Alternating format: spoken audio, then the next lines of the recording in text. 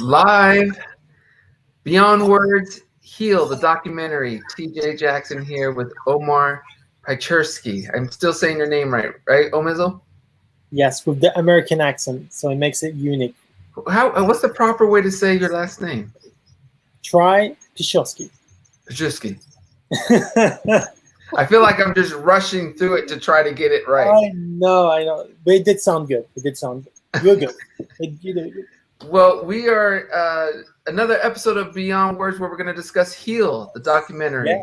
The most powerful healer is within. So I actually never heard of this documentary before watching it. Of course, it's on Netflix currently.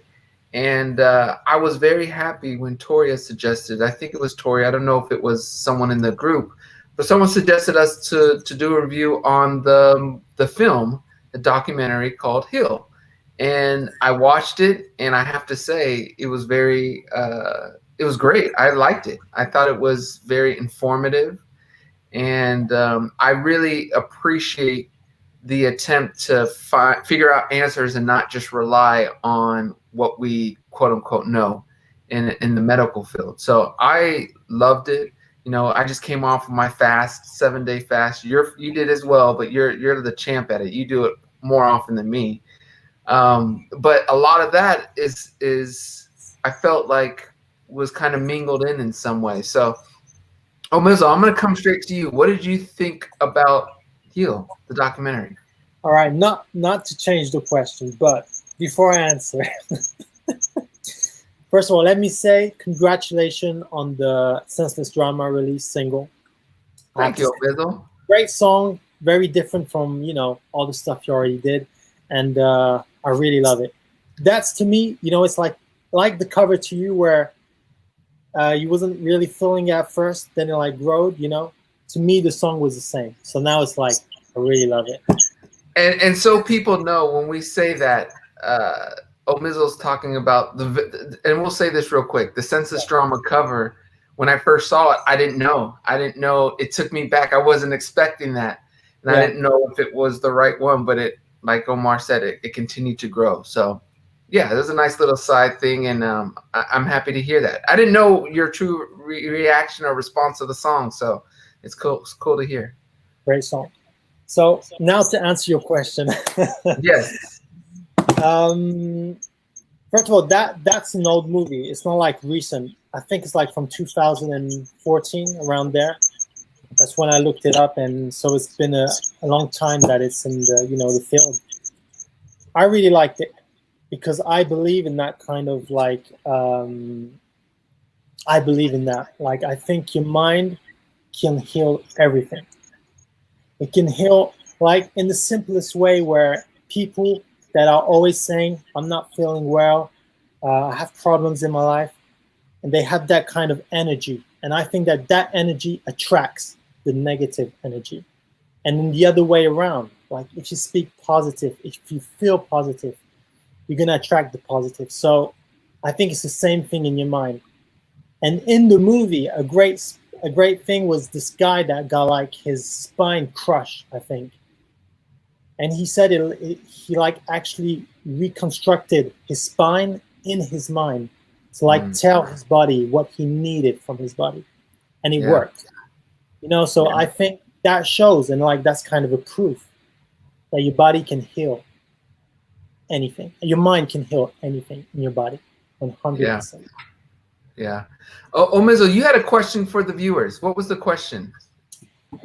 Yeah. So I was wondering, so if you had something you can heal in your body right now with your mind, what would it be? So please let us know in the comments what it would be. It can be anything, very simple stuff. It can be whatever you want. What would you heal right now? So early in the documentary, there was a quote that says, "You have to get to the root cause of your dis-ease if you're going to find freedom."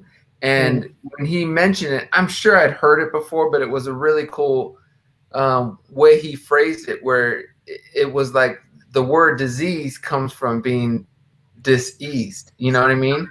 Yeah. And it really rang true, because I feel like for anyone out there and for all of us, we have to find a way to feel right, and to not let stress dominate us, to not let fear and anxiety, not let it get the best of us, because is what helps manifest your diseases. And and that's what I think I liked about it. It has this documentary has a different approach of explaining that and talking about that, to the point where, and I'm all for that. I'm one of those guys that feels that sometimes we all need to hear a message over and over in different ways for it to really register.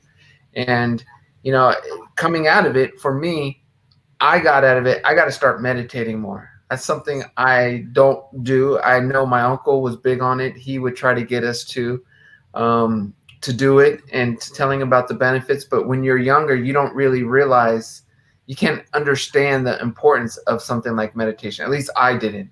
So that's what I think I got out of this, is that, I got to meditate more, because you got to attack stress, and you got to make sure anything that's giving you stress, you find a way to deal with that before it contributes to any ailments in yourself. Yeah. So that, and another one, which I think I've gotten good at, and I've mentioned on our DDJF show, is the power of forgiveness, and the importance of not giving others and exterior things the power to control how you feel. Whether you've been wronged or not, or you thought you've been wronged, it's a very it's a very it's a very awful thing to always be at the mercy of the idea that you are owed something. That victim mindset is very dangerous. And I know, like I said, I think everyone out there, and this is a message to you, there's I think all of us can say there's something that we feel we've been wronged by, or that it was unfair. But you have to get to the point where you let that go, and you start trying to make amends, and trying to let it out. Just don't let it hold your life, because if you keep thinking of it, you keep dwelling on it, it's going to lead to this crippling mindset that's going to help foster any illnesses and diseases in your body. Mm-hmm. And you know what's funny is that when I was watching this movie, I was thinking, like, what if, like, at one point the world would there would be like actual proof that your mind is powerful, enough to like heal your body. How is that going to change the world? How are people going to perceive like the medicine, the doctors and all that kind of things? Like, everything would change. If tomorrow there was like, proof that you could actually heal your body with just your mind, and there was a technique to do it, that would change the world. Mm. That would change even how people would think. Because when you go to a doctor and he says, well, you have 6 months to live, he's already like telling you you're going to die in 6 months. Now, if he said exactly, you can live for like 2 years. So in your mind, you're thinking, I can live for 2 years.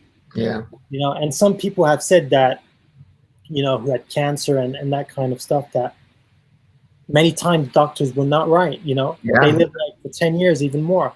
And, so I think it's all in the mind first, how you think. Yeah. What is it? I think I know it was in the documentary. I'm thinking the quote was, you can respect the diagnosis, but don't listen to the prognosis, which is basically you can listen to what you have, but don't listen to how they think it's going to affect you, especially if it's a negative thing. And that was very profound to me, and something that I hadn't heard or really thought of, Yeah. But I have a question for our community. What do you guys, for all the Izzles out there, what do you guys do to relieve stress? I used to run a lot. I used to kickbox, jiu-jitsu, yoga. Those are some of the things I do. Omizel, I'm very curious to know what do you do to relieve stress? Well, first of all, I try not to stress. That's like, a rule. Which I think you're very good at. Try not to stress on anything. We were talking about this last time with, Francis, and how sometimes if things happen, they happen. And some people have to go against that. So that's why they stress, And if you accept that if it happens, it happens, you're relieved and you trust the universe. But that said, I would say for me, to get like in a better mood, I'll put on some music. You Who do know, you listen to, Omizel? you know who I listen to. Many. Well, I listen to TJ Jackson for first. No, but you know how a song can just put you in a mood like in a second. You know, Yeah. just change your frequency. Like in a quick second, it can make you back like energetic. It can make you sad too, you know, if you listen to a sad song. So Yeah. This is a great quote relating to that. Statistics are impersonal. You are a person and no one knows what you're capable of or where you're going to go. That's from Dr. Kelly Turner from the movie. And it's very true. You know, so if anyone who's going through a situation, you know, just remember that you are special and you are unique, and your response to whatever you've been given or you have to deal with is in your hands more than you may think. So you have to stay strong. You have to stay positive and really utilize your mind and your faith to help you get better. You know, and I don't think that's a message. I wish that was a message we heard more, but I don't think it's a message that a lot of doctors say, which is unfortunate. And I don't know if it's for whatever reasons, but I truly believe our minds are incredibly powerful, and we have to make sure us as patients or us as someone who's needing help is really making sure we mentally are doing what we need to do. Yeah. Now let me say this: you're a patient guy, first of all. Yeah. I've seen that many times. Now I know that at one point someone can like push that. You know, what would you do? What do you do to yourself, like when you feel like it's gonna go a bit over the top, like to keep calm and keep the anger? What do you do? What is your technique? As I've gotten older, I've really I don't know if it's I've gotten a very healthy grasp on the concepts of gratitude and forgiveness. So now when someone's pushing me there, I don't my blood level or my anger level, like I don't turn into the Hulk. I don't turn into anything like that anymore. And I'm not saying like I used to be the Hulk where I used to destroy things. That's pretty funny. But I would get to the point where I'd be so angry. I did get to that point. It's like I'm a quiet person and it takes me a lot to get there. But I did every now and then get so frustrated, not to the point where I'm breaking windows. I'm not that kind of guy. But my point is now, today, at this point, I really, and it can sound kind of egotistical, but I really start to feel bad for the person. I really genuinely do, because I don't let myself get there. So if someone's really upset or someone's trying to get me there, you know, it could be driving. Not that this happens, but if someone I was driving next to got mad at me and angry at me, I don't go there with them. I just kind of feel bad for them, and I think about what could be stressing them out so much. Yeah. And the problem is, oftentimes, if it's someone that I know or someone they take it as me thinking I'm better than them, or that I'm belittling them. But the truth of the matter is, I'm not willing to go there. I don't think it's unnecessary. When life is precious, life is short. This could be my last day on earth. I'm not going there and spending my energy that way. And then on top of it, it's exactly like what this documentary says, that stress helps these diseases and issues within you formulate. So you can't let yourself get there. So I really don't find myself getting there. And this is the last thing I'll say on this.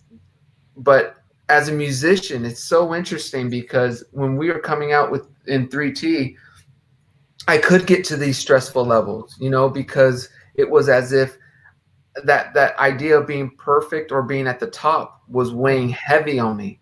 And to the point where I still want to be the best I can be and still want to do the best I can do, but I will not let exterior success or the mindset of success mess up the way I feel in my journey.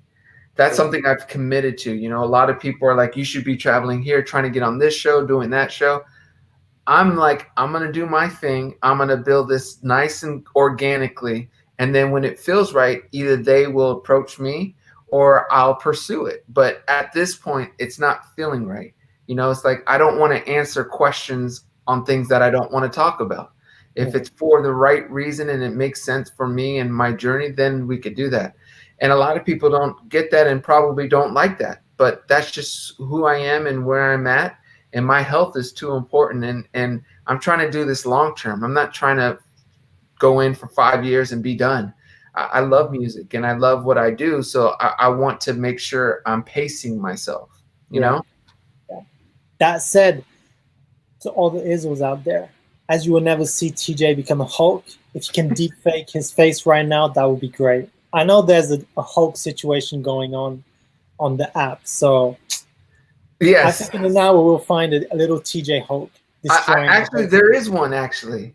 Already? Already. I should repost it, and I will repost it if I can find it. But there's a Hulk TJ. But yeah, you don't see that guy, and I actually feel bad for that guy. You know. So you've evolved like through the time, right? Oh yeah, and like I said, I was never that guy. I don't want to make seem like I was that guy. But there were, I think everyone has gotten to that point where they've lost. I don't want to say control. Yeah, but it's control. You've lost control. You've either frustrated, your mind's racing, your heart's racing. You're saying things you don't want to say. That's happened, and it still happens every now and then. But truthfully, it doesn't happen often at all, and it's a beautiful thing. And I think that's very important to try to achieve in life, because in the end, it just hurts me. And it hurts my health, and which affects my family. And when it comes down to it, that's what we need to be mindful of. Yeah, go ahead. I was just going to say, because there's some people, like, when you stay calm, like you said, they're going to think like you're trying to be on top of them, It's true. You don't want to like push it. And so I was going to say, what do you do in that situation? Because that makes some people even angrier. It does. And again, that's where I start to feel bad for that person. Yeah. Because I don't know how to help the situation in a way that makes that person feel comfortable or feel like I'm doing. I can only do what feels right for me, and that's why mentally I pray for them, and I think about them, and I hope that things change, but I can't. Life is too fragile. I agree. Oh, Mizzo, how are you with meditating? Do you ever meditate? I do, of course. I didn't know that. So how often? Here's a quote. While I'm going to ask you how often and how you meditate, so I'll let you think of that. But meditation is paying undistractable attention to what is real. That's from Michael Bernard Beckwith, who also had a lot of great quotes in The Secret. But talk to me about meditation. That's something I haven't done. I mean, I've done a slight version with yoga, and sometimes I'll lay down and just rest my mind. And even when I wake up, sometimes I'll just lay there and let my mind go. But in terms of the practice of meditating and saying, okay, it's 11, I'm going to go meditate for 30 minutes. I've never done that. You've done that? Yeah, well, actually, my mom taught me to do that when I was very young. Wow. She would do it herself. And she would actually like go into space and stay in there, all black, no light, no sound, no nothing. And I was like, why are you going in there? And she says, well, I'm meditating. I'll teach you one day. And she did teach me. And it was very hard at the beginning to understand what was the purpose of doing it when you're very young. Yeah.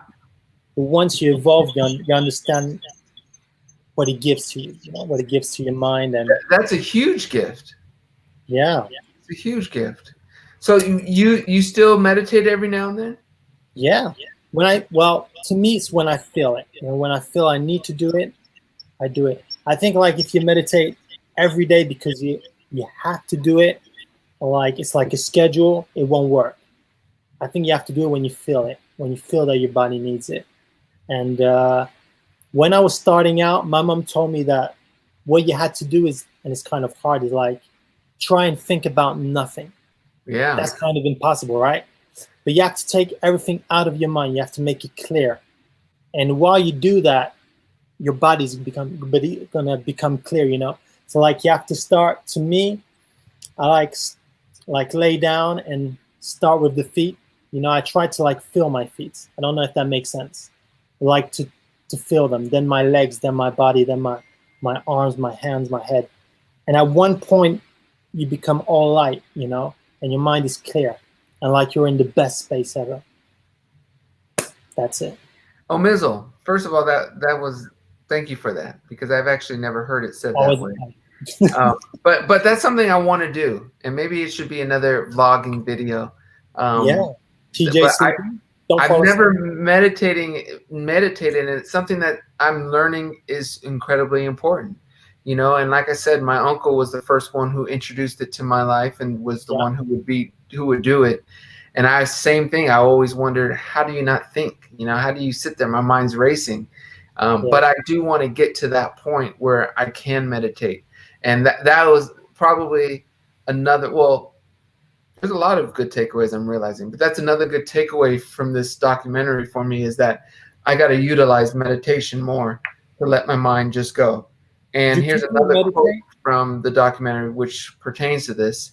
People are so busy with their everyday life and activities that they aren't in touch with their body, that giving them all the right signals. And yeah, I'm a bit of a victim of this. I'm a little busy, and I think without getting too personal or saying too much, I think that I remember my fasting, I said I don't feel right. And it's the truth. And again, I don't know exactly what it is, if it was quarantine, if it was my diet. I don't know, but the fasting did help reset. I do feel better, but I still feel there's another level I should be at in terms of feeling right. And I think this is one of my biggest problems. I'm so busy and there's so much going on that it affects me. And another thing is I haven't been able to create in Nashville, which is coming up. So I think that's going to help too. I'm going to go a bit like out of the subject here, bro. I was just thinking about that. Recently, I saw like an interview of a guy who was speaking about meditation, and he actually meditate like he has kind of a power, I would say. He can actually get out of his body and explore, the world or whatever. And he could do that since he was a child, and people didn't believe him. So like he said, all right, tell me where to go, and ask me whatever questions and I'll tell you. So he could like actually go to a place that he has never been to and say, at this place, there's this, there's this guy, this shop, this thing, and he's never been there. And that was in the 80s. So you had no photos, no internet, all that stuff. That to me was incredible. Can be another subject. I just truly believe, and I know you believe this too, there's so much that our mind is capable of that we are limiting with our current perception of how society or how we work. And I just challenge everyone out there to always continue to stretch and believe more is possible. And you could do more things with your mind and the power it has. And that's something that I wholeheartedly believe in. I've always have, and everyone who was close to me believed in that. Not everyone, but anyone who influenced me believed in it. So always believe what you're capable of. Go for everything in life. Whatever you want to do and be, go for it. It feeds your soul, which helps keep you healthy and helps you be a happier person. And I just think that's an important message to talk about. And you can even try to experiment it. Like, let's say this: you're outside, sitting down, people moving around and stuff. You can stare at someone that you don't know, like from far away. You can stare at him, and I can guarantee you that person's gonna feel that you're staring at him. Yeah. So like you're sending like frequency and energy to that person, and that's a good example and a simple example of showing you that it does exist. So you can just sit around, stare at someone, and wait. He's gonna turn around. He's gonna go like, he's not gonna know, but he's gonna feel like someone is looking at him. I agree. I believe that wholeheartedly. Yeah. I mean, ask Francis about that. You have to tell the story now. Well, there's a didn't we talk about this in the family rules blog? Well, maybe we'll do that. But basically, yeah, I'm not going to tell the story. You have to watch that video to understand that story. Yeah. But in short, the body believes what the mind can conceive. So make sure you are having a healthy mentality of Yeah. where you're at. And again, regardless of what you are going through, if there's a disease or an issue you are having, respect the diagnosis, but make sure you have a very optimistic view on the Yeah. prognosis. That's very, very, very important. And then this is another big one. This is kind of being more proactive. Is less than 5% of the people on the planet are born with genetic conditions. The other 95% are created from lifestyle, behavior, and choices. So make sure you are choosing those three things: lifestyle, behavior, and choices. Are you around the proper people?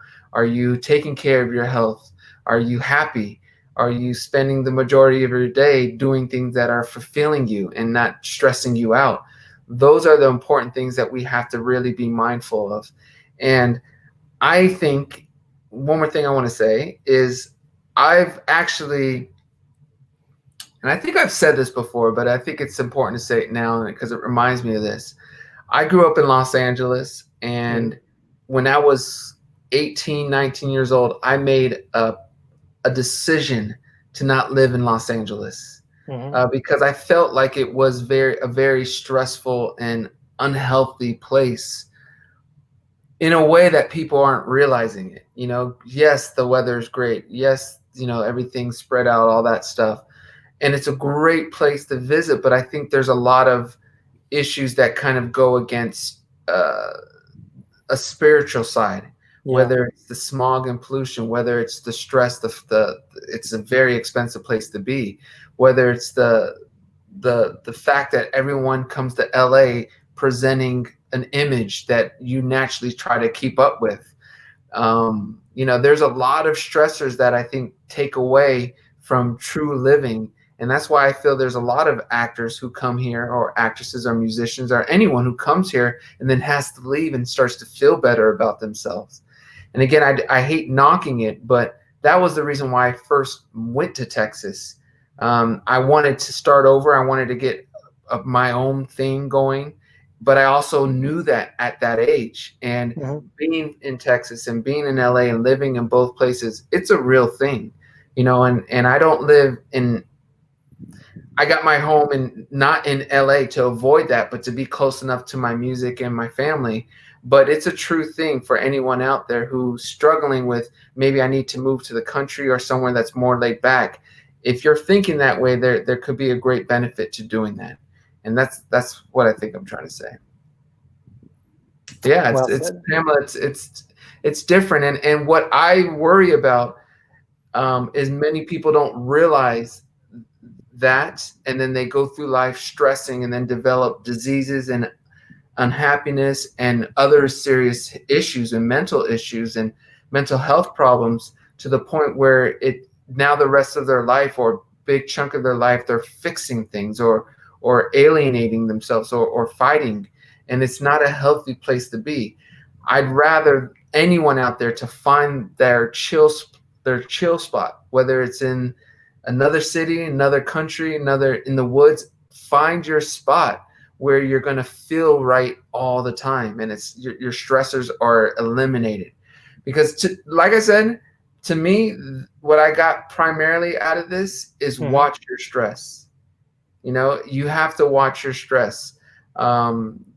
Stress is the illness. Stress is what will get all of us. So be mindful of that stress and do everything you can to eliminate stress. When you want to go for something great, there's gonna be some stress moments, because everything that is great, usually you have to fight through something. That's natural. But when you come home, or when you detach, or once it's done, that stress has to be gone. You can't have anything else contributing that shouldn't be contributing. Yeah. And they also say that, like, if you want to feel better, you can actually like speak to yourself, like, and say, today I feel great. I'm the best. I'm whatever makes you feel good, And it's funny because there's this doctor, like Chinese doctor, I think. who did an experiment. Do you hear me echoing here? I don't, but I think some That's out why there I do. like, because I hear myself echoing, but I don't know why. Let me try and put down the sound. So there's this Chinese doctor that did an experiment, and he had two plants, exactly the same plants, same size, same everything. And he gave them water every day. And at one point, so they growed. One point, he chose to love one plant and give him beautiful words every day and say, I love you, you're beautiful, you're the best. And the other one, he would go the contrary. I hate you, you're ugly, and all that stuff. The thing is that each day he gave the same amount of water, the same amount of light, but the one he loved grew beautifully. The second one died. So I think that again is the power of words and the energy of the words that you project. That's well said. I like that, Omizel. And that's a real story. You can check that out. Okay, we'll do a couple more quotes and then we'll close it. But this was another great aspect of the documentary. The natural state of the body is to heal itself, but stress gets in the way. Joan Borisenko. You want to stab at how you say that name? Borisenko. What nationality is that? Where's that from? Jory Borisenko. Did I say with a Latin accent? Joan Borisenko. I don't think Borisenko's Latin. No, but I said it with a Latin accent. I don't know why. Where would you say that's Borisenko is from? It's not from France, I can tell you that. It's not like Poland? And Poland is more like ski at the end, or Senko. Okay. I don't know. Okay, one more. There was one more quote, Omizel. I think this was it. Did we say this one? People are so busy with their. Oh, you can read it if you want. So okay. I just went. Did we do this one though? Diana Porcia. I don't think so. Okay, people are so busy with their everyday life and activities that they aren't in touch with their body. That's giving them all the right signals. We discussed that, and I actually remembered we have some images too that we should be. Love unlocks the heart. Gratitude, a little all over the place. Sorry. Gratitude bathes the heart with the light of clarity and becomes a catalyst for extraordinary transformation. Here's another. Healing can be accelerated when we are thinking of love, compassion, gratitude, kindness, and generosity of spirit. I can't read the top of this because of but the trauma is the beginning of disease. Your body is a symphony or a story that's created out of words, literally word becoming the flesh. This is what Omizel just referred to. And then we will do one more. Emotions are good emotions in the end because they all tell you something. Let an emotion be there to see what it is, to be curious, and to be mindful. And there's Joan Borisenko. So I think that's another Boston. Okay, thanks, Laura. I'm an American, and I didn't know that. I'm sorry, everyone. But I think that's another important thing to say is that, especially with, I think mental health and the idea and the acceptance of it is getting better and better every year. But that's something I wish we as a society would do even more so, is really explore the importance of mental health. Mm-hmm. We seem to have gotten such a head start on physical ailment, but mental ailment we just threw to the side, whether it's, we quickly label it as depression or craziness or whatever we want to say. And I don't think that's the right approach. I think we have to really dig in and try to extract what can be causing those things. So I said all that with the hopes to you out there. If there's something that's weighing on you, get it out. Talk to your loved one. Talk to yourself. Talk to your dog. Doesn't matter. Just get it out and let yourself process that and what you are going through. That way you have a better chance of dealing with it and not letting it bubble up inside you and causing any type of illness. Omizel, go ahead. Are you going to say something? Yeah, you know me too well. I was going to say... Talk to me, Omar. No, I was going to say, for people like watching us right now, a cool experiment they could do, and I would love to have the feedback if they did it. Yeah. Is that starting from tomorrow, every day they say 10 things about themselves that they feel great about, in life. They just what they would like to feel about themselves, they say it out loud. They can say it to themselves. They can look in the mirror and say it. When you're feeling bad, try and change the frequency and think about something positive. And the experiment, I wanted to see if that would make their day better, their week better, if it can like heal whatever trauma they have inside just by using those little techniques. So if you want to try it, and I'll be happy to hear what you have to say. I think that's important to do. To exactly say 10 positive things about yourself to yourself. I think too Did you often we just write beat that down? ourselves up. What's that? Did you just write that down? I did. All right. 7, 10 positive. Say 10 positive. I did not do it, but sure. Yeah, we got it. I'll take credit for it. It's all It good. just magically appeared. I was like, that was quick. I'm on it. What can I say? But yes, say 10 positive things about yourself to yourself. And again, if add those 5 things you're grateful for. Yeah. If you can change that mindset from a negative one to and a victim mentality to a positive thing and a gratitude thing and a feeling good thing, your life will be exponentially better. So yeah, people are going to feel that, right? Like when you enter a room, and if you go like in a positive mind, the energy around you is going to show. Like people are going to feel it, and the other way around. Yeah. Well, and I think everyone, maybe don't know this, but I feel at least everyone, our core audience and our core community understands the importance of energy and being positive. Yes, I think that's why they stay around, to be honest, because that's how we are and we exude that. And I think it's important for all of us to have this open community for that, because it's not common in the world to have places like this, but it's important. So yes, that's the challenge. O'Mizzle's made the challenge. Say 10 positive things about yourself to yourself. Let us know. We'll do a post. Either myself, O'Mizzle, or Toria will do a post that where you could talk about how you're feeling doing these 10 positive things, what you're saying, how's it's making you feel. But yeah, do it. Try it, and it's something that I've always done, not 10 exactly positive things, but I've always tried to rephrase and reposition things into a more positive way. And gratitude helps that. So get on that, people. If you could take anything from this and even the Heal documentary, get on the fact that you need to accept who you are and you are blessed and be thankful. Yeah, you can even write it down. Like, just put it on paper, write it down, look at it each day. Say it to yourself each day, and I'm pretty sure that's going to change everything. Cool, O'Mizzle. We're good to close? We are. All right. So, everyone, thank you, guys. We are scheduled for Ego's the Enemy on September. What's the date? We got September 2 to 6, somewhere around. We are going to be doing the review for Ego is the Enemy. One of my favorite books of all time, definitely of the top 5 years, probably the top 2 book of the last 5 years is what I meant to say. But yes, I'm going to reread it. We're going to have a great discussion on it.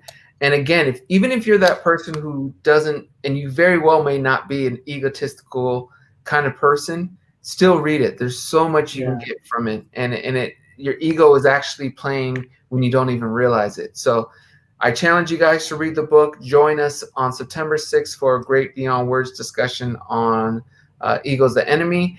And that's it. Continue to grow. Much love. O'Mizzle, you want to say anything else? In France, Tenet, the new Christopher Nolan movie, is coming out the 24th August. Is that happening in the USA? Not happening in the USA. I don't think. I think it's pushed back till October. All right. So we'll review that in October then. Yeah, but don't tell me how it is. I want to see that one. I won't tell you. Yeah. All right, everyone. Much love to you guys. Have a wonderful week, and thanks for joining us. And remember, get rid of your stress. Eliminate it. Be thankful and say positive things about you.